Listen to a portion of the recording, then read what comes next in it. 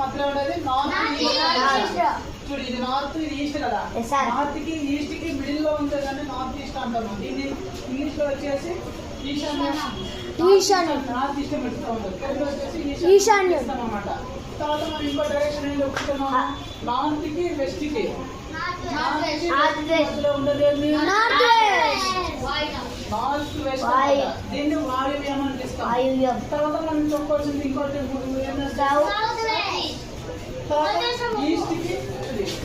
East కి south కి east కి మధ్యలో ఉండదు సౌత్ ఈస్ట్ అనమాట. దీన్ని ఏమని పిలుస్తామంటే ఆగ్నేయం అని పిలుస్తామంట.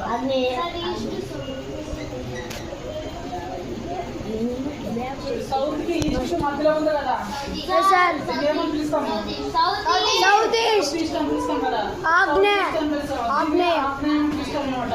తర్వాత చూడు సౌత్ కి వెస్ట్ కి సౌత్ వెస్ట్ దీన్ని వచ్చేసి నైరుతి అని పిలుస్తాం అనమాట.